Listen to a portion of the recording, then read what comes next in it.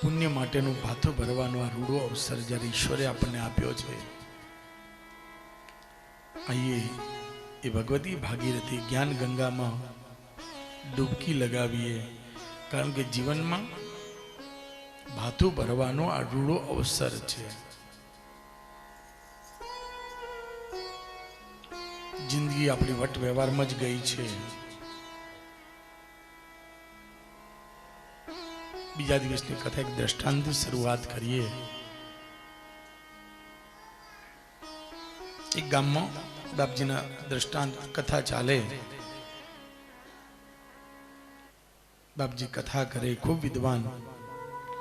એક શેઠ અને શેઠાણી રોજ કથામાં સાંભળવા આવે,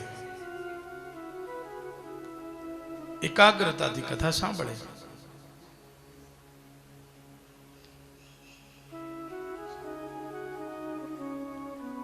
શેઠ અને શેઠાણી થયું, લાવ બાપજીને આપણે આમંત્રણ આપીએ કે અમારે ત્યાં પધરામણી કરો, પગલા કરો મારા ઘરે.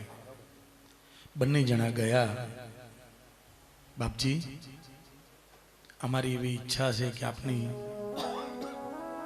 પધરામણી અમારે ઘરે થાય, આપના પાવન પગલા અમારા ઘરે, જેનાથી અમારી આવનારી પેઢી અને અમે પાવન થઈએ. અને સાથે એવી ઈચ્છા પણ છે કે અમારે ઘરે આપ ભોજન આરોગો.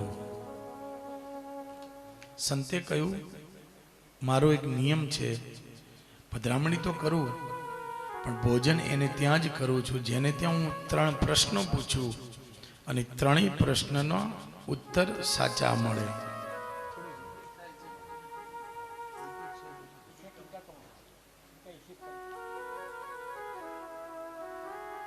ત્રણ પ્રશ્ન પૂછું અને પ્રશ્નના ઉત્તર રૂપે આપશો, એના પ્રમાણે તમારે ત્યાં પ્રસાદ લઈશ. સમય નક્કી થઈ ગયો. ગાડી લઈને શેઠ લેવા માટે પહોંચી ગયા. બાપજીને પધરામણી કરી, બાપજીના ચરણ પખાળ્યા, પૂજા કરી, પુષ્પમાળા વગેરે અર્પણ થયું. થોડી વાત કર્યા પછી કહ્યું, બાપજી પ્રસાદ તૈયાર છે, ભોજન માટે પધારો. સંતે કહ્યું, મેં તમને કહ્યું હતું કે 3 પ્રશ્નના ઉત્તર આપવા પડશે. પહેલો પ્રશ્ન પૂછ્યો, શેઠ તમારી ઉંમર કેટલી થઈ? શેઠે કહ્યું, બાપજી 12 વર્ષ. બાપજીના ડોળા ઊંચા થઈ ગયા. આ દેખાય છે 60 વર્ષનો અને 12 વર્ષ? જુઠ્ઠું બોલે છે. પણ ઉંમરની બાબતમાં એવું જ હોય, સાચું જલ્દી કોઈ બતાવવું નથી. કઈ વાંધો નહીં, બીજો પ્રશ્ન પૂછી લેવા દે. બીજો પ્રશ્ન પૂછ્યો, શેઠ તમારી સંપત્તિ કેટલી? શેઠે કહ્યું, 5,75,000. બાપજી ઉભા થઈ ગયા. જુઠ્ઠું બોલે છે. કાલે તું મને પરિચય કરાવતો હતો કે મારે તો લાખોની સંપત્તિ છે, આટલું બધું મારે કારોબાર છે, આવડો મોટો વેપાર છે, અને આજે માત્ર 5,75,000. ઉંમરમાં તું જુઠ્ઠું બોલે, સંપત્તિમાં પણ જુઠ્ઠું બોલે. બાપજીને ખબર હતી કે પૈસાની બાબતમાં પણ આવું જ હોય છે. હોય દેખાડે ને દેખાડે હોતા નથી.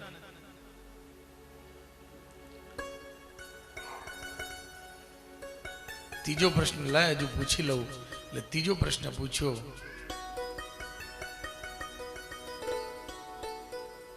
પુત્ર કેટલા? બાપજી એક જ દીકરો છે, એક જ પુત્ર છે.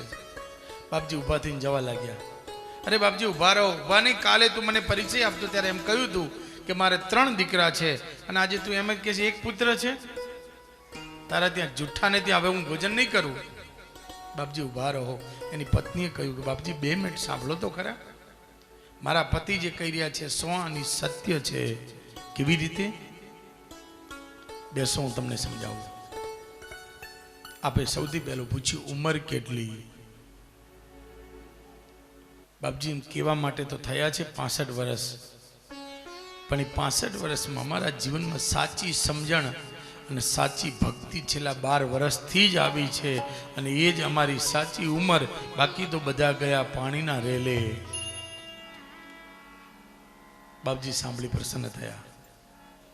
બીજું પૂછ્યું કે સંપત્તિની બાબતમાં, તો કે એમાં એવું જ છે મહારાજ, રોજના લાખો આવે છે, રોજના લાખો જાય છે, લાખોનો કારોબાર છે, ટર્ન ઓવર કરોડોનું છે, પણ એ અમારા શું કામના? અમારા હાથે અત્યાર સુધી અમે સત્કર્મમાં, ધર્મદામાં, સેવામાં, દાનમાં 5,75,000 રૂપિયા વાપર્યા છે. એ જ અમારા જીવનની સાચી મૂડી છે. કર્યું હતું તે આજે મળ્યું, કર્યું હતું તે આજે મળ્યું, કર્યું હતું તે આજે મળ્યું, કર્યું હતું તે આજે મળ્યું, અને ખાઈએ આજે પહેલા દળિયું, ખાઈએ આજે પહેલા દળિયું, અરે ખાઈએ આજે પહેલા દળિયું, ખાઈએ આજે પહેલા દળિયું. હજી કહું છું આવો, ગોવિંદના ગુણ લગાવો, હજી કહું છું આવો, ગોવિંદના ગુણ લગાવો, ગોવિંદના ગુણ લગાવો, ગોવિંદના ગુણ લગાવો,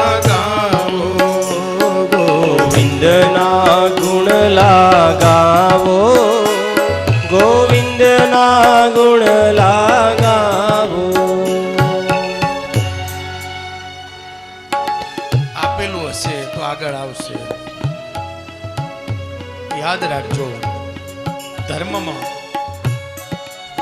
સંપત્તિના કેટલી આવે છે, કેટલી જાય છે.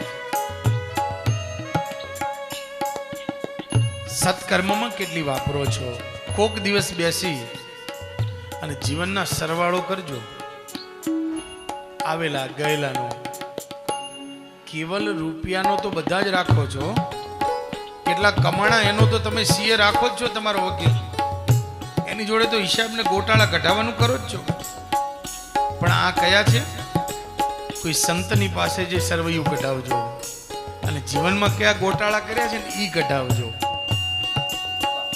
કંઠી પહેરીને કંઠ કેટલાને કાપ્યા. આહા, કંઠી પહેરીને કંઠ કેટલાના કાપ્યા, કંઠી પહેરીને કંઠ કેટલાના કાપ્યા, કંઠી પહેરીને કંઠ કેટલાના કાપ્યા, કંઠી પહેરીને કંઠ કેટલાના કાપ્યા, કંઠીની માળામાં માધવને માપ્યા, કંઠીની માળામાં માધવને માપ્યા. જિંદગીના ચોપડામાં સરવાળો માનજો, મનને મેં તારી કરી નામે લગાડજો. જિંદગીના ચોપડામાં સરવાળો માનજો, મનને મેં તારી કરી નામે લગાડજો. મનને કોક દિવસ હિસાબ કરજો, સારું ખોટું શું કર્યું છે. એ જ સાચી મૂડી છે, એ જ આવે છે. ધનાની ભૌમો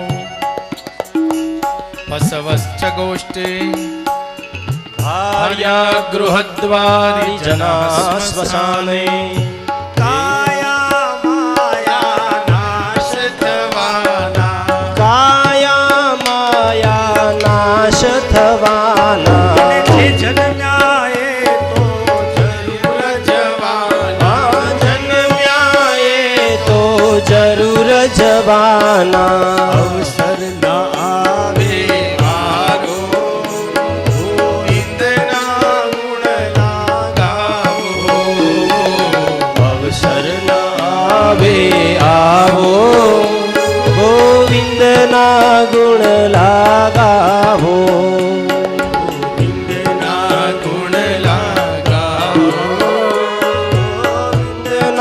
ગુણ લાગાવો. બાપજી રાજી થયા કે તારો બીજો પ્રશ્ન પણ સાચો છે, તો ત્રીજો કેમ જૂઠું બોલ્યો? 3 દીકરાઓને તું પરિચય આપીને એક પુત્ર કહે છે. બાપજી દિવાળે દીકરા તમારે સાંભળવું છે? સૌથી મોટા દીકરાને અવાજ કર્યો, બેટા રમેશ. રમેશના રૂમમાંથી અવાજ આવ્યો, શું છે? શાંતિ રાખો, હમણાં આવું છું. બચલા દીકરાને અવાજ કર્યો, બેટા સુરેશ શાંતિ રાખો, બૂમા બૂમ ન કરો, નોકરને મોકલું છું, કામ હોય પતાવી દેજો. નાના દીકરાને બૂમ પાડી, બેટા ભરત. દોડતો આવ્યો, હાથ જોડી ઉભો રહી, કહ્યું, પિતાજી શું આજ્ઞા છે? બાપજી આ ફરક છે ત્રણેયમાં. કહેવા માટે આ 3 છે. ઓમ નામના પિતરઃ ત્રાયતે ઇતિ પુત્ર. માતા પિતાને જે સદગતિ અપાવે ને એ પુત્ર હો. બાકી બાપની સંપત્તિમાં ભાગ લેનારા ઘણા છે, ઘણા નહીં, બાપને કોર્ટે ચડાવનારા ઘણા છે, પણ પિતાની સંપત્તિ, પિતાના વચનોને પાળનારો, એનું નામ પુત્ર. ઓમ નામના પિતર ત્રાયતે ઇતિ પુત્ર.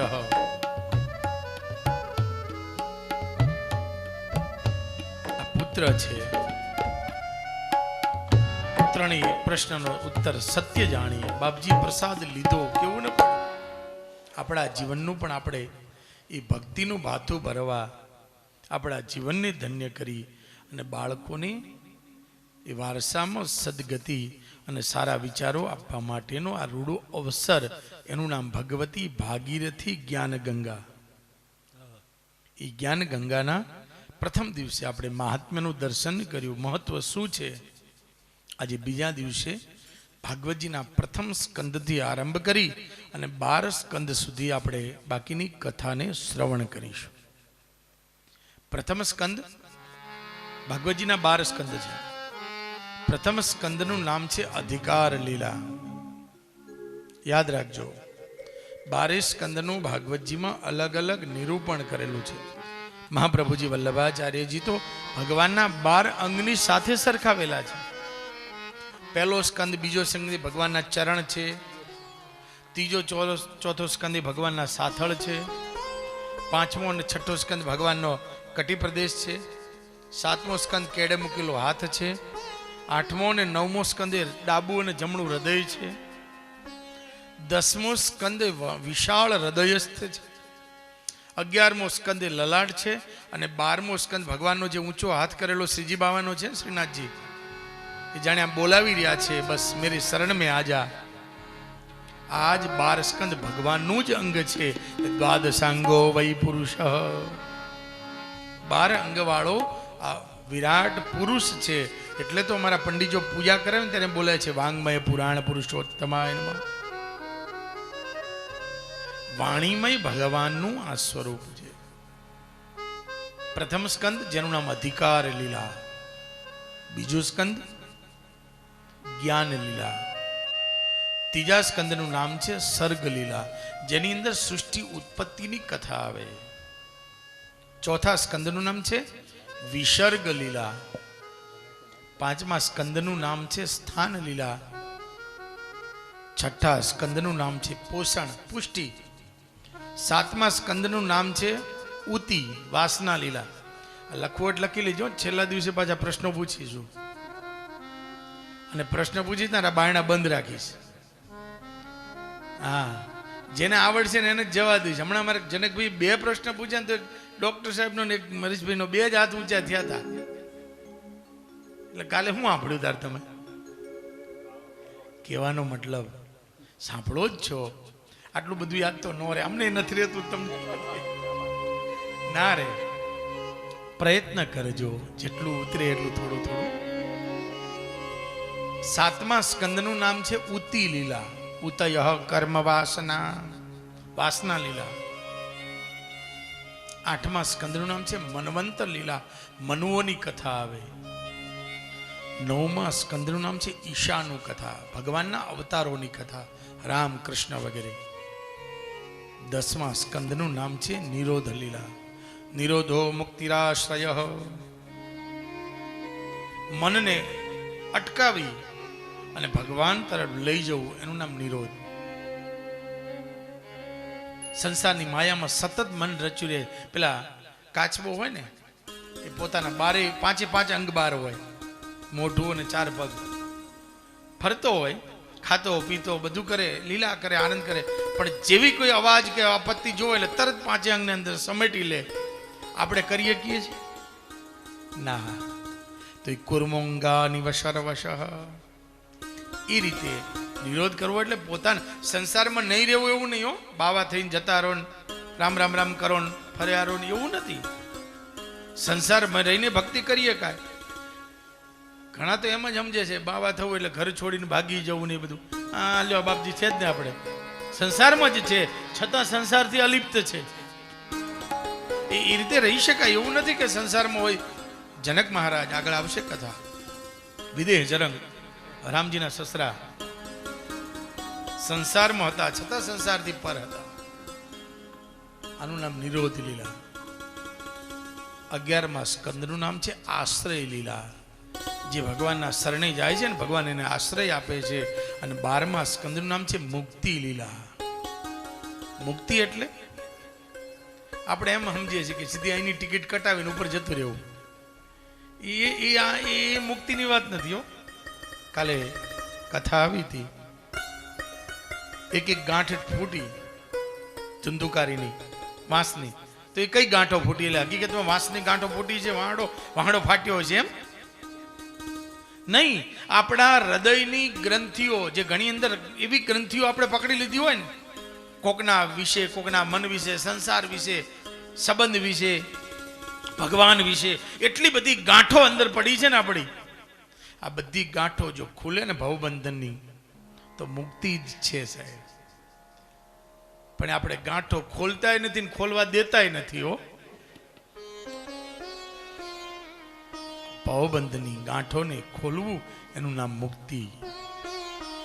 પ્રથમ સ્કંદ અધિકાર લીલા. કવિ દલપતની કવિતા છે કે અધિકાર બનવું તો જ આગળ ભગવાન મળે. ગુરુજી અનેક વખત આપે છે, કે છે ઉત્તમ વસ્તુ અધિકાર વિના મળે, તદપી અર્થ ન સંચરે. પયપ પાણીથી ઉત્તમ ઠરે પણ મીન એમાં નાખી મરે. દૂધ પાણી કરતા શ્રેષ્ઠ છે, મોઘું છે, પણ માછલી જો દૂધમાં નાખીને મરી જાય એના માટે દૂધ ખોટું નથી, માછલી યોગ્ય નથી. આ બેનો 10 વખત શરીરની જરૂર પડે, ચપ્પુની જરૂર પડે ને, દિવસમાં 10 વખત વાપરો. પણ કોઈ દી છોકરાને રમવા આપો કેમ? કારણ કે એને નુકસાન કરશે. ચપ્પુ ખોટું નથી, યાદ રાખજો. એ છરી ખોટી નથી. પેલો હજુ અધિકારી નથી બન્યો, એને લાયક નથી બન્યો.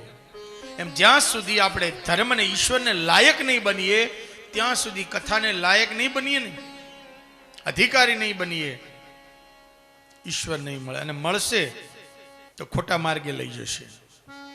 ઘણી વખત આવું બને. આપણે વર્ષે 2 વર્ષે મહિને છાપામાં જોઈએ તો 52 છાપે ચડ્યા હોય છે. શું કામ ખબર? અધિકારી બન્યા વગર પહેરી લીધા છે. અધિકારી બન્યા વગર કોઈ પણ વસ્તુ નકામી છે. કપડા ભિરંગ્યા સાધો અંચલા ભિરંગ્યા રે. કપડા ભિરંગ્યા સાધો અંચલા ભિરંગ્યા રે. જબ તક તેરો મનડો ન રંગ્યો મેરે લાલ, લાલ મેરા દિલમાં સંતો રાગી વેરાગી રામા.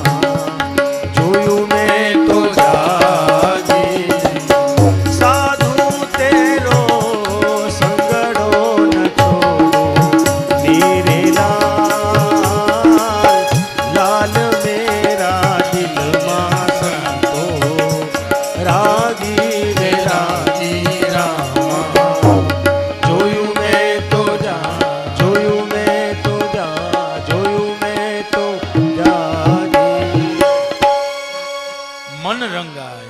અધિકારી બનીએ એના માટે પ્રથમ સ્કંદને અધિકાર કહ્યું છે.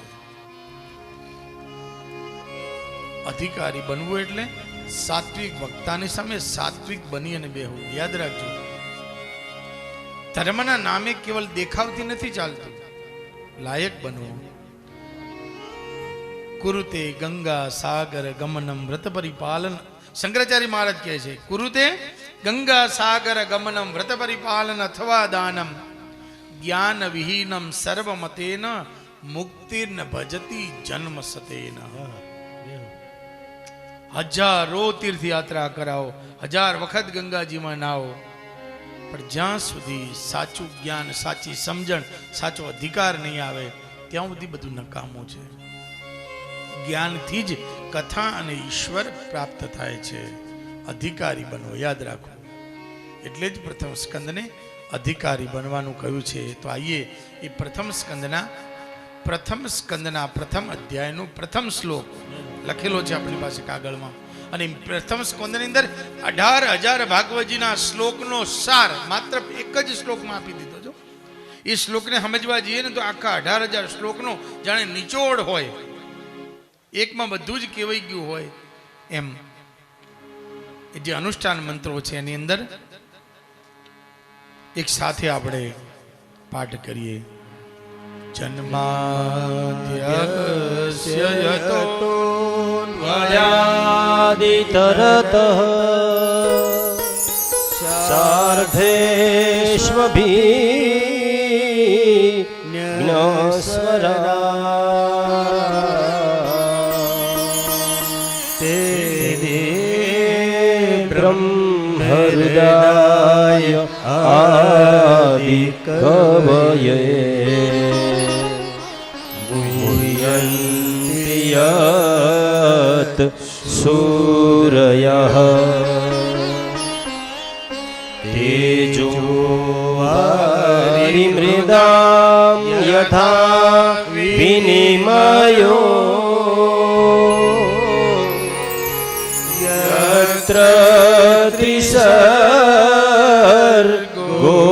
મૃષા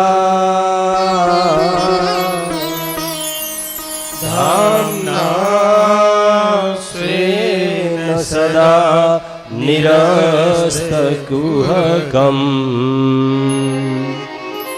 સત્યમ પરમ ધીમહિ સત્યમ પરમ ધીમહિ સત્યમ પરમ 18,000 શ્લોકનો નિચોડ સાર, વેદ ઉપનિષદોનો નિચોડ, વૈષ્ણવોની ગાયત્રી કહેવાયા.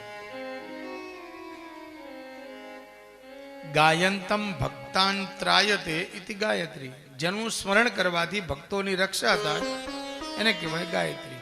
જે શબ્દની અંદર ધીમ અહીં આવે એને ગાયત્રી કહેવાય. તો આમાં સત્યમ પરમ ધીમહિ એટલે વૈષ્ણવોની ગાયત્રી.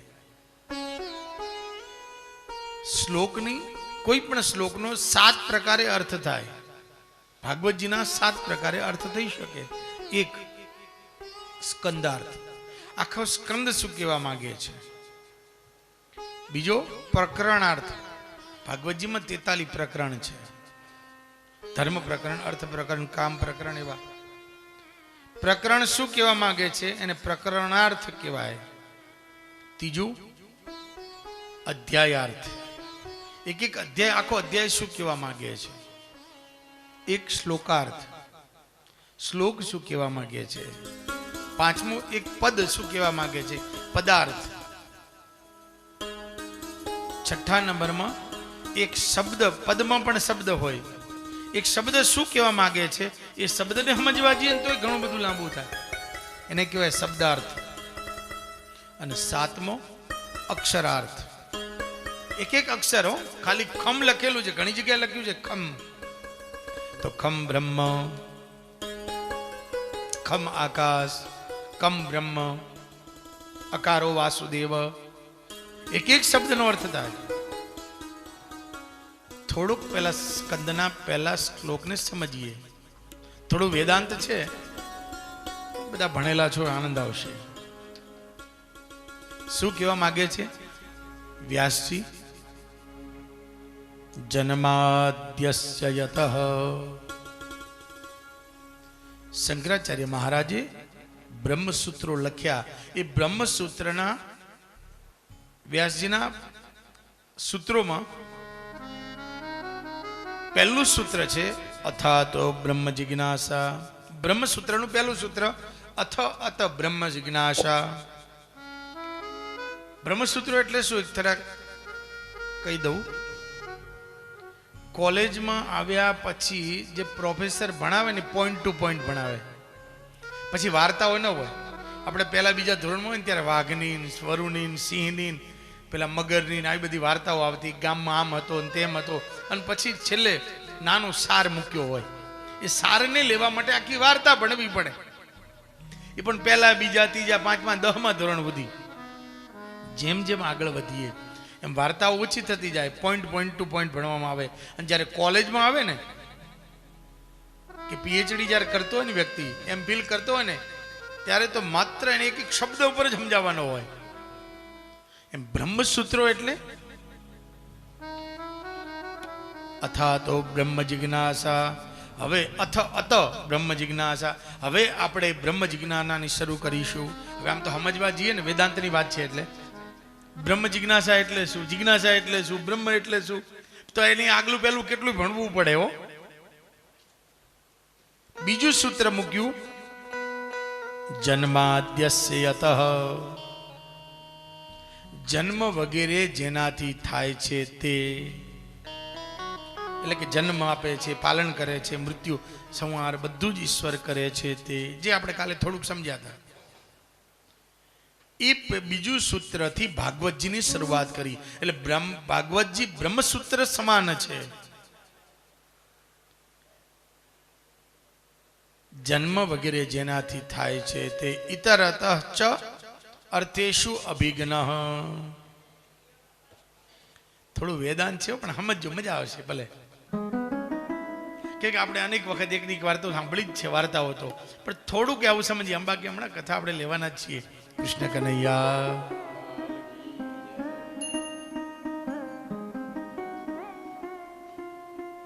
જન્માદ્યસ્ય યતઃ. પછી કીધું અર્થેષુ અન્વય આદિ ઇતરઃ અભિજ્ઞ.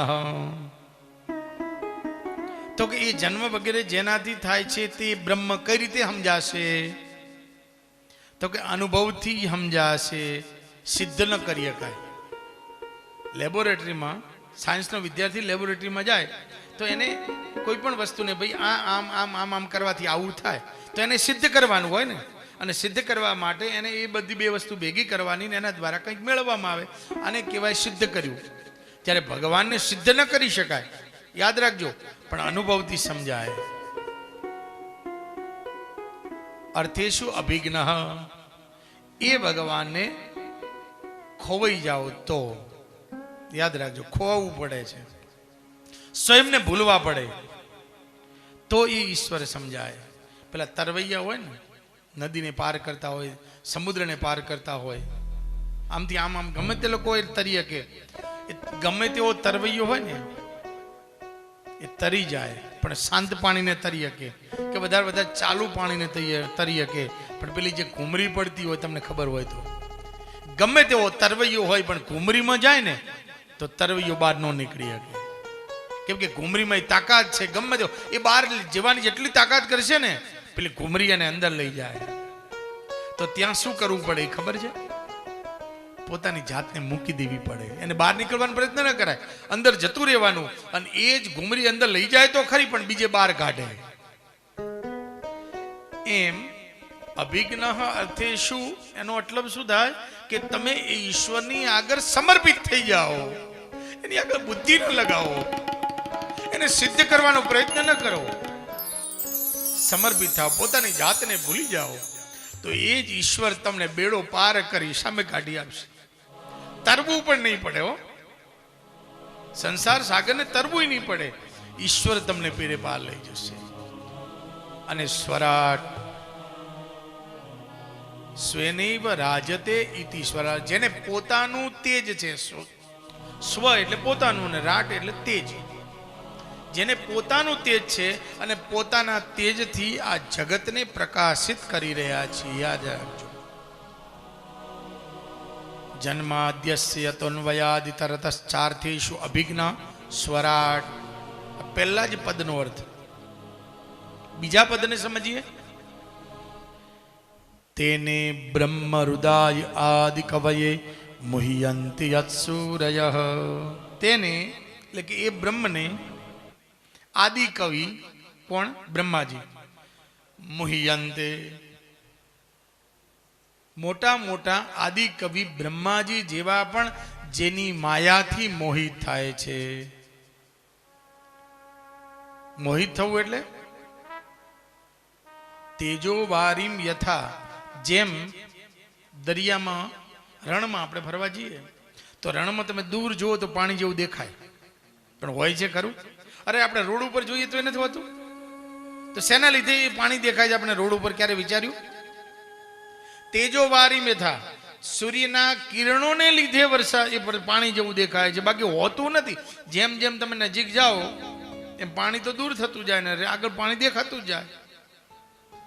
પણ જે ન હોવા છતાં દેખાય એમ એની માયાના લીધે આ સંસારમાં સુખ ન હોવા છતાં પણ દેખાય છે. આપણે બધા શું છીએ? તો કે મોહ નિંદ્રા સબ સોવ નિહારા. એ મોહ નિંદ્રામાં એવા છીએ આપણને એ સુખ આગળ દેખાય છે. ચલો આજે દુઃખ છે ને કાલે સુખ થશે, કાલે સારું મળશે, કાલે એમ કરતા કરતા 60, 70 ને 80 જતા રહીએ ને ક્યારે પૂરા થઈ જાય ખબર પડતી. રોજ રોજ નવું નવું દેખાતું જાય છે. આગળ આગળ સુખ દેખાય છે. પેલા હરણની જેમ આગળ હશે, હજુ આગળ પાણી છે, હજુ આગળ પાણી છે. તેજો વારી મેથા વિનિમયો યત્ર ત્રિસર્ગો મૃષા. બ્રહ્માદિ કવિઓ પણ જેનાથી મોહિત થાય છે. સૂર્ય, સૂર્ય એટલે જ્ઞાની.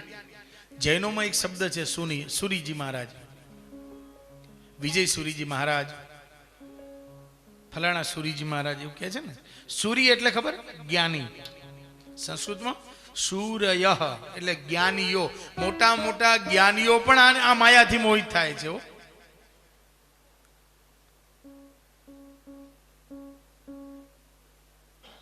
એ નથી પણ છતાં દેખાય. એનું નામ જ માયા. મા એટલે નહીં, યા એટલે છે. જે છે જ નહીં છતાં દેખાય એનું નામ માયા. અને ગીતાજીમાં ભગવાને આ વાતને પછી સિદ્ધ કરેલી છે. દેવી એસા ગુણમયી મમ માયા દુરત્યયા. મારી આ દેવી માયા એવી છે કે જેને તરવી બહુ અઘરી છે. એ માયાથી મોહિત હું તમે આ સંસાર થઈ રહ્યા છે. અને મોહિની માયામાં શું હોય છે? ભગવાન મોહની માયા એટલે બધું જ શીખવાડે, પણ માયામાં માયાના ખેલ. માયા છે ને જગતમાં જીવને નાચતા શીખવાડે. પરિવારની જોડે કેમ નાચવું, સંસારમાં કેમ નાચવું, કોની જોડે કેમ વ્યવહાર કરવો, આ બધું જ આપણી માયા આપણને શીખવાડે છે. આ જે ભગવાનની માયા છે ને એ જ આપણને શીખવાડે છે. પણ યાદ રાખજો, એ માયા છૂટવું કઈ રીતે એ નહીં શીખવાડે. છૂટવું એટલે ભવબંધનમાંથી. જેવી રીતે પેલો માકડો મદારી હોય ને, માકડો નાચવા માટે લઈ આવે, એને બધું શીખવાડે. ચલ સાબ લોકો કો સલામ કર, તો માકડો સલામ કરે. ચલ સાબ લોકો કો યે કર, સાબ લોકો કો વો દિખા, તો મદારી બને ને બધું બને. એ માકડું બધું જ બનાવે. માકડાને બધું શીખવાડે મદારી, પણ કોઈ દી મદારી એમ શીખવાડે કે આ દોરડું કઈ રીતે ગળામાંથી છૂટાય? અને એ શીખવાડે માકડું રેખરું હાથમાં. બસ માયા છે ને મદારીની જેમ બધું શીખવાડે. મોહન મદારી હું તો તારું માકડું, જેમ નચાવે એમ નાચું. એમાં માયા છે ને એ જીવને એ રીતે નચાવતા બધું શીખવાડે. ભવબંધનની મુક્તિ નથી શીખવાડતું. તેજો વારી યથા વિનિમયો. અને યત્ર ત્રિસર્ગ, જે ત્રણેય સર્ગથી પર છે. 3 સર્ગ એટલે ભૂત ભવિષ્ય વર્તમાન. સત્વગુણ, રજોગુણ, તમોગુણ આ બધાથી પર છે ઈશ્વર. એવા ધામના છેલ્લું પદ, ધામના સ્વેન સદા નિરસ્ત કુહકમ. ધામના સંસ્કૃતમાં ધામના શબ્દનો અર્થ થાય ધામ એટલે રહેવું, મકાન. મને કે અમારું ધામ આ છે. અચ્છા, આપણે અવધ ધામ જઈએ છીએ. ધામ એટલે મકાન, ધામ એટલે સ્થાન. અને ધામ શબ્દનો એક અર્થ થાય છે પ્રકાશ, નિવાસ. ભગવાન પોતાના જ્ઞાનના પ્રકાશથી આ માયામાંથી મુક્ત કરાવે છે. ધામના સ્વેન સદા નિરસ્ત કુહકમ. એવા સત્યરૂપી ઈશ્વરને સત્યમ પરમ ધીમહિ, સત્યરૂપી ઈશ્વરનું અમે ધ્યાન કરીએ છીએ. જો આમાં ક્યાંય નામ આવ્યું આખી વાતમાં? કોની વાત કરીએ છીએ આપણે કઈ ખબર પડી? ઈશ્વર કીધો, ભગવાન કીધો, રામ, કૃષ્ણ, શક્તિ, શિવ, વિષ્ણુ, કોઈ નામ આવ્યું? કેમ કે ભાગવતજીના પ્રથમ શ્લોકની અંદર કોઈ નામ જ નથી. એ બ્રહ્મ કયો, ઈશ્વર કયો, સત્ય કયો, જેનું ધ્યાન કરીએ છીએ એનું નામ રૂપ છે જ નહીં. એવા સત્યનું હું તમે ધ્યાન કરીએ છીએ. હવે થોડુંક સમજીએ સત્ય એટલે શું, કેવા સત્યનું ધ્યાન કરીએ છીએ. શ્રીધર સ્વામીએ પોતાની ટીકાની અંદર સત્ય શબ્દને સમજાવતા કહ્યું, જેની ઉપસ્થિતિમાં બીજા અસત્યો પણ સત્ય ભાસે એને કહેવાય પરમ સત્ય. પરમ સત્ય એટલે જેની ઉપસ્થિતિમાં બીજા અસત્યો પણ સત્ય ભાસે. ન સમજાણો ને? એક દ્રષ્ટાંત આપો. અંધારું થયું અને આપણે ગોળા કર્યા. આ પ્રકાશ ક્યાંથી આવ્યો? ગોળામાંથી આવે છે ને. તો આ 10 ગોળાના ઢગલા કરજો ભાઈ, અહીંયા મૂકજો. આવશે પ્રકાશ? નહીં આવે. તો વધારે ભણેલો છે એમ કે છે અંદર પેલો ફિલામેન્ટ હોય છે, કન્સ્ટનનો વાયર આવે છે. એ વાયરને લીધે, ગુચડાને લીધે પ્રકાશ આવે છે. એમ તો એનું ગુચડું મૂકી દો, વાયરનું ગુચડું લાવીને, આવશે પ્રકાશ? નથી ગોળો પ્રકાશ આપતો, નથી વાયર પ્રકાશ આપતો. પ્રકાશ કોણ આપે છે? વીજળી, કરંટ, વીજળી, ઇલેક્ટ્રિસિટી. પણ આ ઇલેક્ટ્રિસિટી કેવી હોય કોઈ જોઈ છે? દેખાય છે? જોઈ શકાય ખરી? એને જોવી હોય તો માઇક જોઈ લો. આ માઇક એના લીધે જ ચાલે છે, આ ગોળો એના લીધે જ ચાલે છે, આ પંખો એના લીધે જ ચાલે છે, આ એસી એના લીધે ચાલે છે, આ ફ્રીજ એના, આ બધી જ ઇલેક્ટ્રિક વસ્તુઓ ચાલે છે. એની પાછળ કોક ઇલેક્ટ્રિક નામનું, વીજળી નામનું, કરંટ નામનું, નામ જુદા છે આપણે, પાવર નામનું કોક તત્વ છે કે જો કરંટ ન હોય તો આ બધું જ ન ચાલે. પણ એ કરંટ નથી દેખાતો, એ સત્ય છે. પણ હવે કોઈ બુદ્ધિશાળી એમ કે, બુદ્ધિશાળી ને બુદ્ધુઓ કાલે કીધું ને કે અમને ઈશ્વર દેખાડો તો જ અમે માનીએ, આવા કેનારા એ બુદ્ધુઓ છે, બુદ્ધિશાળીઓ નથી. એટલે તારે જોવો તો આ જગત જોઈ લે. જગત છે તો કોક જગદીશ હોવો જ જોઈએ ને, એના વિના જગત હોઈ શકે જ નહીં. આખું જગત બનાવ્યું. હું તમે આ સંસાર આપણને કેમ વાલો લાગે છે? કેમ કે આપણા બધાની અંદર એ ઈશ્વર નામનું તત્વ બધે જ છે, એટલે એના લીધે આ બધું જ સત્ય લાગે છે. અને સત્યને જાણવાની તીવ્ર ઈચ્છા જોઈએ. યાદ રાખજો, એ વિસ્મયને જાણવા માટેની ઈચ્છા જોઈએ, જિજ્ઞાસા. જિજ્ઞાસા વિના ક્યારેય નહીં મળે. એકલો માપવા માટે નીકળીશું ને ઈશ્વર તોય નહીં મપાયો. ઘણા માપપટ્ટી લઈને નીકળે, ભગવાન આવો જ છે, ભગવાન એટલે આવો જ, ભગવાન આવું જ ખાય ને આવું જ પીવે ને આવા પહેરે ને કપડા, આને જ ભગવાન કહેવાય. એવું નથી. પેલા 10 આંધળાને છૂટા મેલ્યા, સામે એક હાથી છે, જાઓ હાથીને જોઈ આવો કેવો છે, તમે માપી અને કહો. એટલે દરેક જણા હાથી પાસે ગયા. કોઈના હાથીના પગ આવ્યો ને કોઈને પૂંછડું આવ્યું ને કોઈને સૂંઢ આવી ને કોઈને દાંત આવી. અને જેના હાથમાં જે આવ્યું ને પછી આવીને પૂછ્યું કે ભાઈ હાથી કેવો હોય? તો કહેવા લાગ્યો કે હાથી ભાઈ થાંભલા જેવો હોય. જેના પગમાં હાથમાં આવ્યો તો એ શું કે હાથી તો ભાઈ થાંભલા જેવો જ હોય. કોઈના હાથમાં પૂંછડું આવ્યું તો કહ્યું હાથી તો ભાઈ દોરડા જેવો હોય. કોઈના હાથમાં સૂંઢ આવ્યું તો કે હાથી તો ભાઈ બહુ કઠણ હોય. જેના હાથમાં જે આવ્યું એ બોલ્યો. શું હાથી થાંભલા જેવો હોય, દોરડા જેવો હોય? કઠણ હોય નહીં, હાથી હોય, પણ જેણે સંપૂર્ણ હાથીને નથી જોયો એ આંધળાની જેમ આપણે ઈશ્વરને માપીએ છીએ. કીડી જેમ એનું માપ લેવા નીકળે, આખો આંટો મારીને પાછી આવે તો એમ કે ભાઈ આનો છેડો તો નહીં મળે. બસ આપણું એવું જ છે. પણ તકલીફ શું છે, એને જોવાનો જ પ્રયત્ન કરીએ છીએ. પેલા બે મિત્રો દરિયા કિનારે ફરવા ગયા, ફરતા ફરતા કહ્યું, મિત્ર આ દરિયો કેવો સરસ કહેવાય. દરિયો તો દરિયો છે, દરિયામાં મોતી પાકે. દરિયો તો મને બહુ ગમે. દરિયા કિનારે ફરવું, એનો મોજા, એનો ઘૂઘવાટા કરતો હોય. આ વારંવાર દરિયો દરિયો દરિયો ચાલુ છે. અને એક માછલી અંદર સાંભળતી જાય છે. દરિયો સાંભળ્યું ને એટલે માછલીને થયું કે દરિયો જબરજસ્ત છે. દોડતી અંદર ગઈ. અંદર જઈને મોટી માછલી હતી. એને જઈને કહ્યું, બેન દરિયો ક્યાં આવ્યો, મારે જોવો છે. હવે આ ગાંડીને કોણ સમજાવે કે તું જેમાં જીવે છે ને એને દરિયો કહેવાય, અને એને જો જોવો હશે તો એનાથી તારે જુદું થવું પડશે. અને જુદું થઈ તો તું ગઈ. તારું અસ્તિત્વ એ દરિયાને લીધે છે. બસ આપણું અસ્તિત્વ એ ઈશ્વરને લીધે છે. એ ઈશ્વરનું જ હું તમે ધ્યાન કરીએ છીએ. પણ યાદ રાખજો, એ સત્યરૂપી એ ઈશ્વર સત્વગુણથી સમજાશે. તમો ગુણ હોય, ભય હોય, ક્રોધ હોય ત્યાં સુધી નહીં સમજાય. સત્ય હંમેશા પ્રેમથી જ સમજાય છે. ક્રૂરતા અંદર હોય તો પણ નહીં સમજાય. જિજ્ઞાસા વૃત્તિ હશે. આપણા બધા શાસ્ત્રોમાં સત્યની તો સરાહના કરી છે. બૃહદારણ્ય ઉપનિષદની અંદર લખ્યું છે, અસતોમાં સદગમય, તમસોમાં જ્યોતિર્ગમય, મૃત્યુર્મામ અમૃતમ ગમય. આ જ વાતને આપણા ગુજરાતી કવિ નાનાલાલ અને એના શબ્દોમાં અસત્યોમાં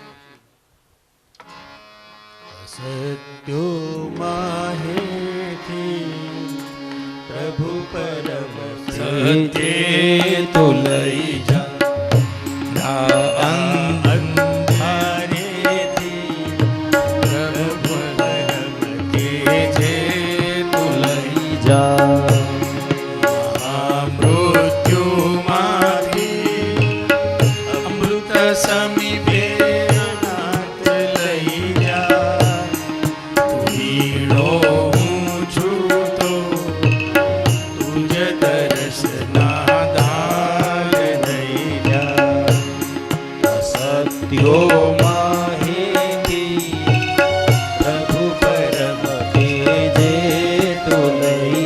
અસત્યથી સત્યની આપણી આ યાત્રા છે. હું સમજો, આ સંસાર અસત્ય છે, આ બધું નાશવંત છે, અને સત્ય એ શાશ્વત છે. કાલે કીધું તું ને, સત્યને થોડુંક સમજીશું. કાલે કીધું સત્યમ પરમ ધીમહિ, સચ્ચિત આનંદ કાલે વાત કરી હતી. એ સત્ય આ સત્ય છે, જે સત્યની વાત અત્યારે આપણે કરી રહ્યા છીએ. દરેક ઉપનિષદ, વેદ, ઉપનિષદ, શાસ્ત્રોમાં બધામાં સત્યની વાત કરેલી જ છે. એ સત્યનું અમે ધ્યાન કરીએ છીએ. અને એ સત્યની ઉપાસના કેવલ આપણા ભારતીય ઋષિ કરે છે એવું નહીં, વિશ્વના બધા જ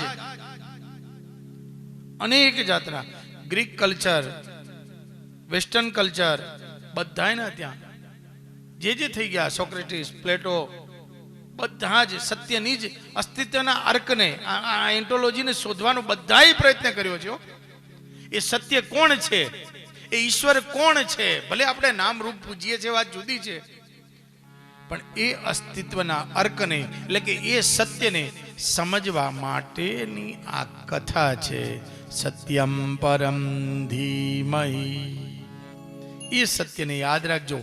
પણ સત્ય બે પ્રકારનું, એક ઉપાસનીય સત્ય અને બીજું આચરણીય સત્ય.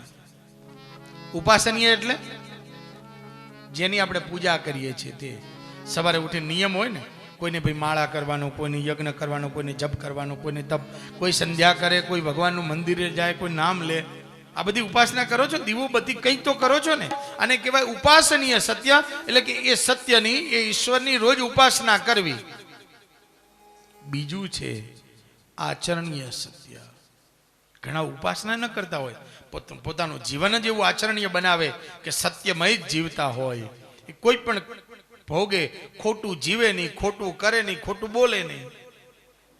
જે થવું હોય થશે, પણ જીવન તો મારું સત્ય જ રહેશે. આને કહેવાય છે આચરણીય સત્ય.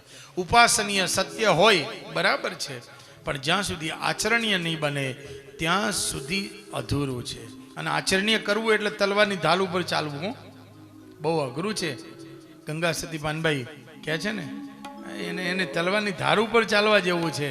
ભક્તિ કરવી એ આચરણીય કરવું ને બહુ અઘરું છે.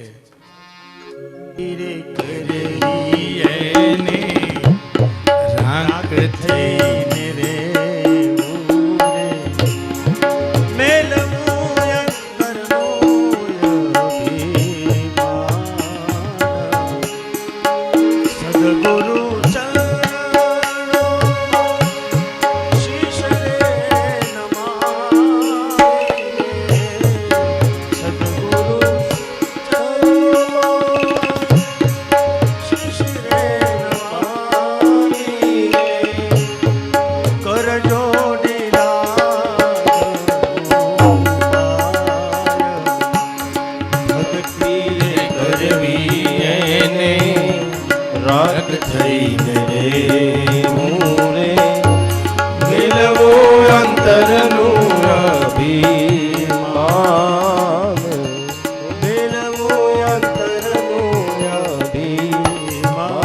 સત્યને મેળવવા અઘરું છે, ખૂબ તકલીફ પડે છે. યાદ રાખજો, સત્યને આચરણમાં લો ત્યારે પણ છતાં મૂકે નહીં.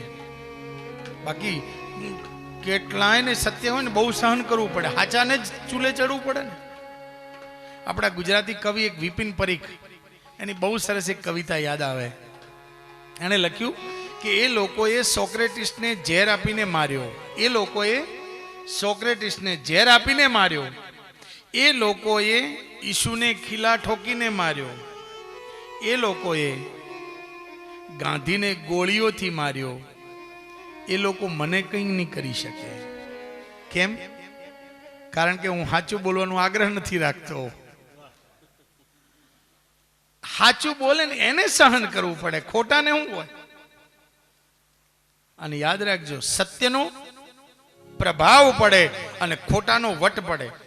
અત્યારે લોકો ખબર કે એવો પ્રસંગમાં જઈને વટ પાડી દઉં. વટ કોનો પડે ખબર?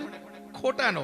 તમે ફિલ્મોમાં જોયું છે, વિલનનો વટ પડતો હોય, એવી ગાડીમાં આવે ને એવો એને વટ પાડ્યો કહેવાય, પણ એ ખોટો છે. ખોટાનો વટ પડે અને સત્યનો પ્રભાવ પડે. રાજા છે ને, રાજા એ મોટી ગાડીમાં આવતો હોય, કરોડોની ગાડી હોય એની કિંમતની, પણ એની સામે એક સંત ખુલ્લા પગે ખાલી ચાલતો હોય ને તો એ રાજાને પોતાની કરોડોની ગાડી છોડી અને સંતના ચરણમાં પડવું પડે. કારણ સંત્ય છે ને એ સત્યવાદી છે. પેલો ભલે વટ પડે છે પણ એનો પ્રભાવ ન પડે. વાણી ક્યારે પ્રભાવ પડે ખબર છે? સત્ય વાણી હોય ને એનો પ્રભાવ પડે. ખોટી વાણી થોડી વાર તો સારી લાગે, પણ પછી આમ કરીએ. એમ સત્ય જેનો પ્રભાવ હોય, પ્રભાવ એટલે હૃદયમાં અસર કરી જાય. એટલે તો ઈશ્વરની કથા પણ ઈશ્વરની કથા શું કામ અંદર હૃદયમાં અસર કરે છે? કારણ કે સત્ય છે. આવા સત્યમ પરમ ધીમહિ, એવા સત્યનું વ્યાસજી ધ્યાન. સત્ય સમજવા જઈએ ને તો આખો દિવસ સત્યમાં જ જાય. કૃષ્ણ કનૈયા. આ તો ખાલી થોડું વેદાંત લીધું, બાકી સત્યમ તો હજુ બીજા કેટલાય ઉપનિષદોની અંદર સત્ય વિશે સમજાવેલું છે. બોલો દ્વારિકા. હાશ મહારાજ, હવે આગળ વધો. સત્યને, મૂળ સત્યને આપણે સમજવા માટેનું આ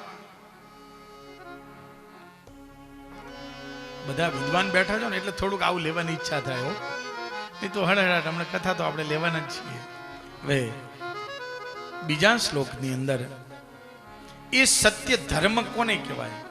સત્ય તો છે પણ સત્યરૂપી હવે ધર્મ કોને કહેવાય? તો ધર્મની વ્યાખ્યા બીજા શ્લોકમાં આપી.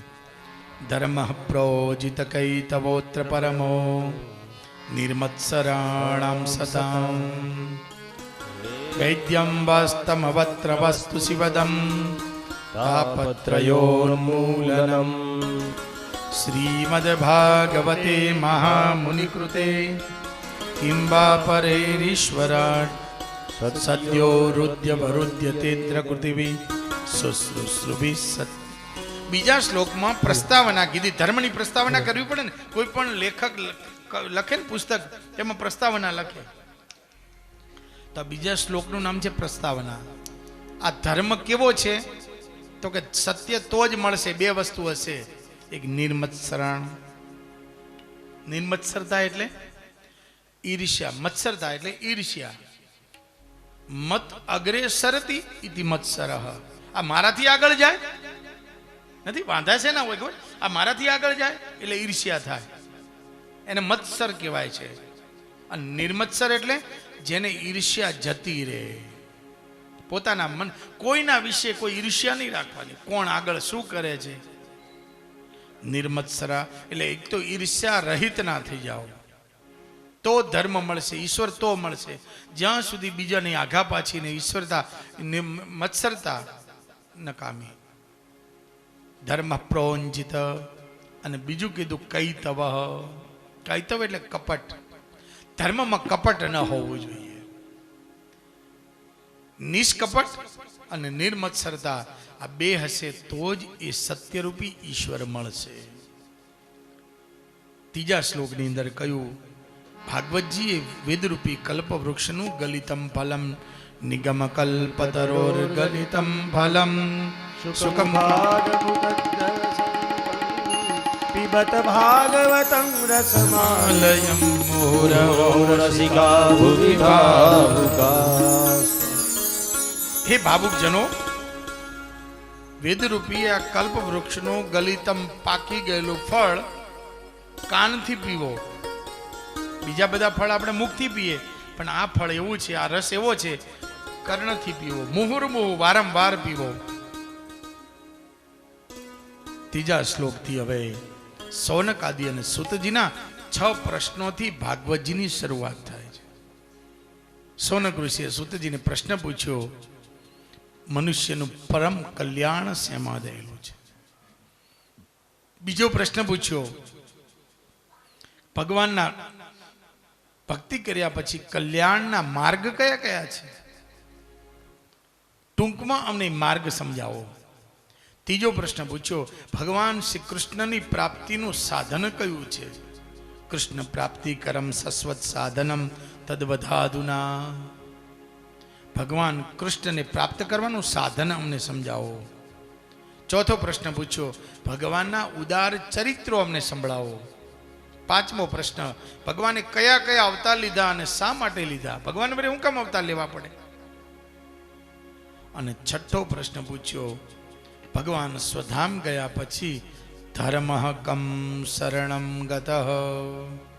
ભગવાન સ્વધામ ગયા પછી ધર્મ કોના શરણે ગયો એ અમને સમજાવો. યાદ રાખજો, ધર્મની રક્ષા કેવલ પ્રભુ જ કરે છે. આપણે ઘણી વખત ચિંતા થાય કે અમારા ધર્મનું શું થશે, આમ કરે છે. યાદ રાખજો, ઈશ્વર બધાની રક્ષા કરે છે. સાધુ સંત કે તુમ રખવાલે કહીએ છે ને હનુમાન ચાલીસામાં, એ બધા રક્ષા કરનારો ઈશ્વર છે. ધર્મની રક્ષા કરશે એ ભગવાન ગમે તે અવતાર લે છે અને ધર્મની રક્ષા કરી જાય છે. આપણે પકડી રાખીશું તો કશું નહીં થાય. હા, આપણે ધર્મમય જીવવું પડશે.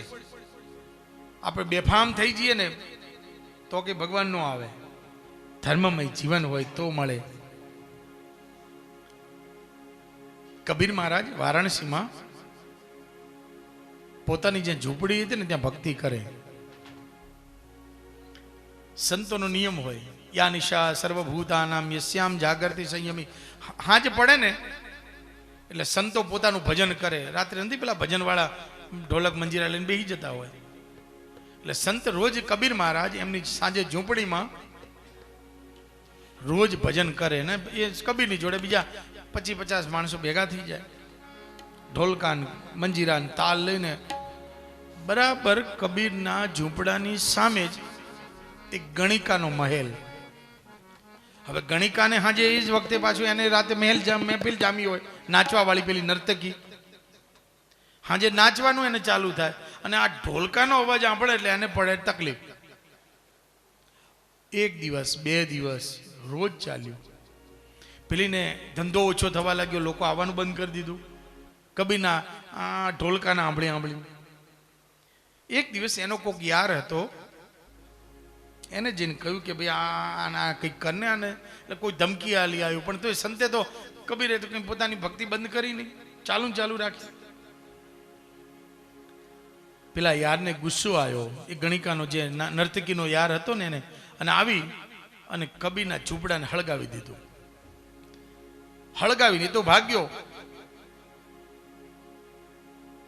ઝૂંપડું હળગ્યું એટલે કબીરને થયું કે અંદર હળગ્યું કઈ વાંધો નહીં, એ તો ભગવાનના ભક્ત, આપણે 12 બહેન ભક્તિ કરશું. 12 બહેને એમણે ચાલુ કર્યું અને હનુમાનજી મહારાજ ક્યાંથી પવન આવ્યો ખબર નહીં, વંટોળ્યો, અને વંટોળિયાની આગ સીધી જ ઓલાના મહેલમાં, આખો મહેલ હળગ્યો. એટલે પેલી બહાર આવવું પડે, એટલે દોડતી બહાર આવી અને કબીરજીને કહ્યું, કબીરજી ये सब क्या है? कबीरजी हंसता हंसता कि यारों की लड़ाई, तेरे यार को मेरा महल पसंद नहीं आया, मेरे यार को तेरा ये पसंद नहीं आया. યાદ રાખજો, ઈશ્વરને સમર્પિત હશો કબીરની જેમ તો ઈશ્વર તમારું કરશે, તો તમારા ધર્મને ઈશ્વર સાચવશે. હો, સમર્પિત થવું પડે.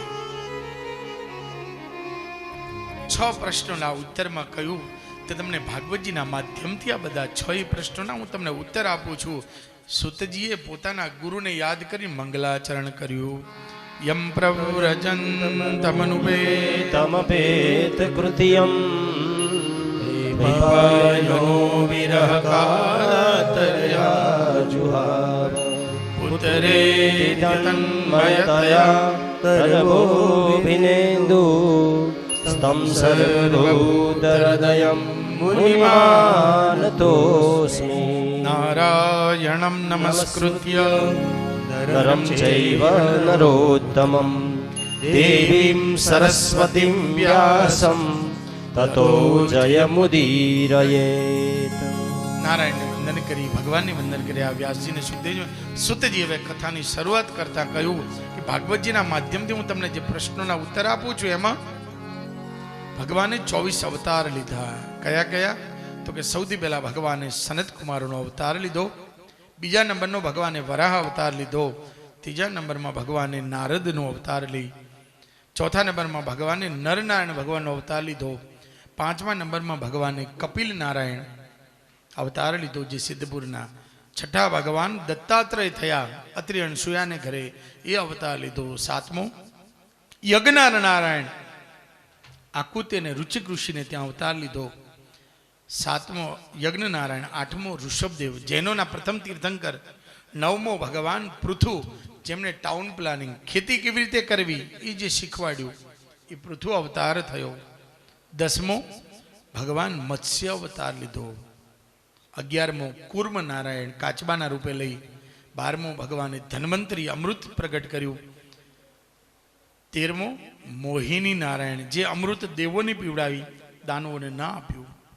14દશમ નારસિંહમ, 14મો નરસિંહ ભગવાન અવતાર થઈ ભક્તની વાતને સિદ્ધ કરવા માટે ધામલામાંથી પ્રગટ થયા, 15દશમ વામનકમ, 15મો વામનમાં અવતાર લીધો, 16મો પરશુરામ થયા, છકી ગયેલા ક્ષત્રિયોને ધર્મ સમજાવ્યો, 17મો વ્યાસજી થયા, એમણે વેદો અને શાસ્ત્રોનો વિસ્તાર કર્યો, 18માં ભગવાન શ્રી રામચંદ્રજી થયા અયોધ્યા નરેશ, 18માં એ રામ, 19માં બલરામ અને 20માં ભગવાન શ્રી કૃષ્ણ થયા, 21મો બુદ્ધ અવતાર અને 22મો હવે થશે કલ્કી અવતાર. તો અવતાર તો 24 છે, તો બે કયા રહ્યા? બેમાં થોડોક ભેદ છે. એક હરિ અવતાર, હરિ બે પ્રકારના થયા અને બંને આવશે. આ 24 અવતારોની કથા જ આમાં આવવાની ભાગવતજીની. આ અનુકર્મણિકામાં જેમ આપે ને એમ પહેલો જ અનુકર્મણિકા આપી દીધી કે હું તમને આ સંભળાવવાનો છું. સુતજીએ વ્યાસજીને કહ્યું, ઋષિઓને કહ્યું, સોનકાદીઓને. બે હરિ અવતાર, એક ગજેન્દ્ર માટે થઈને ભગવાન હરિ અવતાર લઈને આવ્યા અને બીજું ધ્રુવજીને હરિ અવતાર જે મધુવનમાં દર્શન દીધા એટલે હરિ બે થયા ને, એટલે આ બેનો ભેદ છે, એટલે બેનો અવતાર ભલે બે છે પણ ગણતરી એક જ છે, એટલે 23 થયા. અને 24મો વેદોએ જ્યારે સ્તુતિ કરી એ 10મા સ્કંદમાં 87મા અધ્યાયમાં આવે છે. અને વેદોએ જ્યારે હંસગ્રીવ અસુર જ્યારે ઉપાડીને લઈ જતો હતો વેદોને, ત્યારે ભગવાને જે સ્તુતિ કરી એટલે હંસ અવતાર અને હયગ્રીવ અવતાર આવા બે ભેદ છે ત્યાં. એ ભગવાનનો 24 એમ કરી અને આ 24 અવતારોની કથા હું તમને સંભળાવું છું.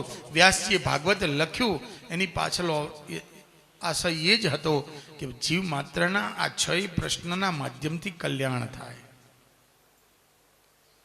આવું વાત કરીને એટલે પાછા ઋષિઓએ કહ્યું કે એ સુતજી 1 મિનિટ ઉભા રહો, આ 6 પ્રશ્નના 24 અવતારોની કથા પછી કહો, પહેલા અમને એ કહો કે વ્યાસજીએ ભાગવત શું કામ લખ્યું?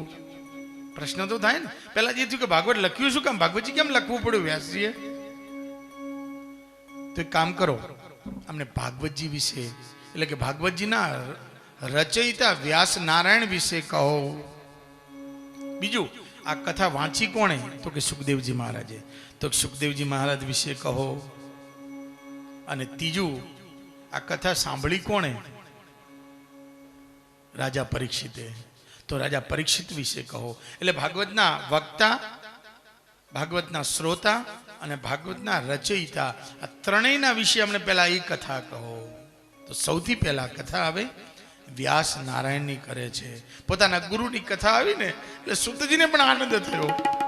સુતજી આંખો બંધ કરીને કહ્યું કે ઋષિઓ, દ્વાપરે સમનુ પ્રાપ્યે તૃતીયે યુગ પર્યયે જાતઃ પરાશરાદ યોગી વાસવ્યામ કલયા હરે. આજ હિમાલયની અંદર બદ્રિકાશ્રમ પાસે કેશવ પ્રયાગ અને અલકનંદા સરસ્વતીનો જે તટ છે એની બાજુમાં સંન્યાપ્રાસ નામનો એક આશ્રમ છે. સંન્યા એટલે ગદા આકારનું એક લાકડું હોય, એને ગોળ ગોળ કરીને આમ ફેંકવાનું, જ્યાં સુધી પડે ને એટલા જ ઘેરાવામાં આશ્રમ બાંધવો, આને કહેવાય સંન્યાપ્રાસ. આવો સંન્યાપ્રાસ નામનો આશ્રમ છે. અને ત્યાં પરાશર ઋષિ અને મત્સ્ય ગંધા દ્વારા સાક્ષાત ભગવાને અવતાર ધારણ કર્યો. બોલીએ વ્યાસ નારાયણ ભગવાન. નાસ્તો બરાબર કર્યો લાગતો નથી. બોલીએ વ્યાસ નારાયણ ભગવાન. તમે હતા જાગતા જ બધા, મને ખબર છે, પણ બધા કથામાં મશગુલ હતા એટલે જઈ નથી બોલ્યા, મને ખબર છે. હો પાછી પણ થોડું થોડું બોલતા રહેવું પડે. જય શબ્દ, નમઃ શબ્દ, શંખ શબ્દ તથૈવ ચ. ભાગવતજીના મહાત્મ્યના 6ઠા સ્કંદની અંદર હજુ 6ઠા અધ્યાયમાં આવે છે આ પાછું કે જય શબ્દ અને નમઃ શબ્દ. નમઃ અમે બોલીએ ગણેશાય નમઃ, વ્યાસાય નમઃ, પણ જય કોને બોલવાનો? શ્રોતા હોય. એટલે દ્વારિકા વ્યાસજીનો જન્મ થયો, પોતાના સંન્યાપ્રાસ આશ્રમમાં રહે છે. એક દિવસ ઉપસ્પૃશ્ય જલમ શુચિ સ્નાન કરી અને સંધ્યા કરવા માટે બેઠા. અને સંધ્યા કરવા માટે બેઠા ને એટલે પોતે આંખો બંધ કરી, અને આંખો બંધ કરીને ત્યારે એમને ઘોર કળિયુગ દેખાવા લાગ્યો. મનુષ્ય ટૂંકા આયુષ્ય વાળો, ઝઘડો થનારો, ભાઈઓ ભાઈઓ માટે, પતિ પત્ની માટે, દરેકને દુઃખી ને એવા બધા જ કળિયુગના લક્ષણ જોયા. અને એકદમ વ્યાસજીનો પરસેવો છૂટી ગયો, આંખો ખુલી ગઈ. વ્યાસજી કે હું શું જોઈ રહ્યો છું? આવો ઘોર કળિયુગ આવશે, લોકો આવા દુઃખી થશે, આવા પાપાચાર ભ્રષ્ટાચાર કરનારા થશે. વ્યાસજીએ તરત જ કલમ લીધી હાથમાં. પહેલા તો સૌથી પહેલો એક વેદ હતો, આદિવેદ ઋગ્વેદ. એ ઋગ્વેદનો એકમાંથી 4 ભાગ થઈ ગયા, કર્યા. ઋગ, યજુર્વેદ, સામવેદ અને અથર્વવેદ, 4 વેદ કર્યા. અને 4 વેદ પોતાના 4 શિષ્યોને બોલાવ્યા. પહેલ ઋષિને કહ્યું જાઓ ઋગ્વેદનો જ પ્રચાર કરો. યજુર્વેદનો વૈશંપાયન ઋષિને કહ્યું તમે પ્રચાર કરો. સામવેદ જૈમિની ઋષિને આપીને એનો પ્રચાર કરો. અને અથર્વવેદ અંગીરા ઋષિને કહ્યું તમે એનો પ્રચાર કરજો. એટલે એક એક વેદના એક એક ઋષિ છે. ઇતિહાસ પુરાણાની પંચમો વ્યાજ, પંચમા વેદરૂપી ઇતિહાસ લખ્યા, 17 પુરાણો લખ્યા, શાસ્ત્રો લખવા માંડ્યા, ઇતિહાસ ગ્રંથો લખ્યા, બ્રહ્મસૂત્રો લખ્યા છે, સંહિતા, આરણ્યક, બ્રહ્મગ્રંથ, 108 ઉપનિષદ લખ્યા, કર્મકાંડનું નિરૂપણ, સ્મૃતિ ગ્રંથો લખ્યા, દાર્શનિક વ્યાખ્યાઓ, કથાઓ લખી. એમણે વાસ્તવિક જીવનનું દર્શન શેમાં જોવું એના માટે કરીને એમણે ધર્મગ્રંથો લખવાનું ચાલુ કર્યું. એક પછી એક લખતા જાય, પણ છતાં અંદરની બળતરા ચાલુ છે, શાંતિ નથી થતી. 17 પુરાણ, 108 ઉપનિષદ, 6 શાસ્ત્ર, 18 પુરાણ, 2 ઇતિહાસ ગ્રંથો લખી નાખ્યા, રામાયણ અને મહાભારત, તોય શાંતિ ના થઈ. ગીતા જેવો ગ્રંથ લખ્યો તોય ન થઈ. અંતે અકળાયેલા બેઠા છે અને બેઠેલા મનમાં વિચાર કરે છે, ક્યાં મારી ભૂલ થાય? કેમ મેં આટલું લખ્યું તો હજુ મને શાંતિ કેમ નથી દેખાતી? કેમ મને અંદરથી બળતરા ચાલુ છે? મને અકળામણ શેની હજુ થયા કરે છે? અને અકળામણ જ્યારે થાય ને, યાદ રાખજો, 2 હાથવાળા જોડે ક્યારે હૈયું નહીં ઠાલવવાનું, 1000 હાથવાળાને જેને કહેવાનું. અકળાય ને મન ત્યારે 1000 હાથવાળાને કહેશું તો એનો રસ્તો કરી આપશે. અને વ્યાસજી 1000 હાથવાળા એટલે ભગવાન નારાયણને કહ્યું, પ્રભુ મારી આ અકળામણનો ઉકેલ વાલા લાવો, કંઈક એનો ઉકેલ કરી આપો. અને કહેવાય છે તે એ જ વખતે નારાયણ કરતા નારદજી ત્યાં આવ્યા. બોલીએ નારદ ભગવાન કી. નારદજી આવ્યા, વ્યાસજી ઉભા થઈ નારદજીનું સ્વાગત કર્યું. દેવર્ષિ પધારો, ધન્ય હો, આવો બેસો. પોતાને સ્થાન આપ્યું, પૂજા કરી, અર્ચના કરી. વ્યાસજી એમ મોઢું ઢીલું હતું ને એટલે નારદજીએ પૂછ્યું, વ્યાસજી કેમ આમ ઉદાસ થઈને બેઠા છો? પ્રભુનો દાસ ન હોય ઉદાસ, આમ ઉદાસ થઈને બેઠા. એટલે વ્યાસજીએ પોતાની વ્યથા કહી કે મેં આટલું લખ્યું, વેદોનો વિસ્તાર કર્યો, ઉપનિષદો, શાસ્ત્ર ગ્રંથો બધું લખ્યું, પણ છતાં મને શાંતિ કેમ નથી થતી? મારી ક્યાં ભૂલ થઈ છે એ મને કહો. યાદ રાખજો, આટલું લખનારા વ્યાસજીઓ જગત ગુરુ કહેવાય. એટલે તો આપણે અષાઢ મહિનાની પૂનમને વ્યાસ પૂર્ણિમા, ગુરુ પૂર્ણિમાનું એક નામ વ્યાસ પૂર્ણિમા છે. છતાં પણ એમ કે છે મારી ક્યાંક ભૂલ થઈ હોય. આજકાલ નવો તાજો કોઈ કવિ બને ને એકાદું કંઈક સારું બોલતા આવડી જાય ને તોય આમ ઊંચું માથું કરીને ચાલે. તમે જોજો ગામમાં એક થોડુંક કંઈક આવડી જાય ને તોય તાજો કવિ બન્યો હોય. અને બાકી એની કવિતામાં કંઈ લેવા દેવા જ ન હોય. કવિતા વાંચીને તો લખ્યું હોય, કાળી કૂતરીને આયા 2 ગલુડિયા, 2 કાબરા ને કાબરા જીરે. હવે એ ગલુડિયા ને કૂતરાની વાતો કરે તો પાછું પોતાની જાતને કવિ સમજે. એવા કવિતાની આ વાત નથી. તોય અભિમાન હોય એને. પેલા અમારા ગુરુજી એક દ્રષ્ટાંત દેતા, એક તાજો કવિ થયો, ગામમાં બધાને કવિતા સંભળાવવા માટે જાય, પણ કોઈ એની સાંભળે નહીં. એને થયું કે કોઈ સાંભળતું નથી, તે કામ કરવું એના કરતાં આપણે બધા મરી જ જવું છે. એટલે ગામની બહાર દોરડું લઈને ગયો અને ઝાડ હતું તે નાખ્યું દોરડું માથે અને લટકાવવાની તૈયારી કરે ને ત્યાં ગામના સરપંચ નીકળ્યા. સરપંચ કે એટલે શું કરે ગામમાં?